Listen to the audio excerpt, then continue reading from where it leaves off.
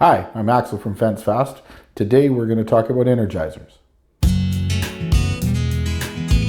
Once you've selected your Energizer, it's always very important too to ensure that you purchase the proper grounding for it as well. Grounding is a very important factor in Energizer. Without proper grounding, your Energizer is not going to work properly. Typically, I usually look at 3 foot of ground rod for every joule of Energizer. So if I have a 1 joule Energizer, I need 3 feet of ground rod and go up from there. If I'm doing a permitted install of an Energizer, I will usually put 2 to 3 6-foot ground rods in to start with and then go up on that. That can vary again though from ground type. If you have very sandy, dry ground, you are going to require more grounding. You may even need to go to a positive-negative system, which is where you run positive and negative wires because your earth ground return isn't good enough. But typically if you have green grass and decent soil types, you have enough earth grounding to close the circuit back.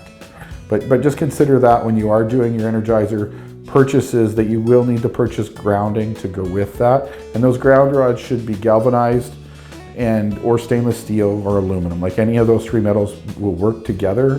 Don't use things like coppers and brasses and stuff in your electric fence system though, because they will cause oxidization and then you will have not good contact. Lead out cable is also another thing to factor in. Especially if you're going to be mounting your Energizer in a building and running lead out cable out to your fence, make sure you buy proper lead out cable designed for the high powered electric fence Energizers. So whether it be the heavy duty lead out cables that we carry, or if you're anything over 8 joules, I would be looking at the Gallagher high conductive lead out cables, like the red coated cable. I use that not only for my lead out to the Energizer to the fence to power the fence, but also to connect all my grounding and for all my undergate connections as well. If you have any questions about grounding, we have a very informative video. We will link in the description below.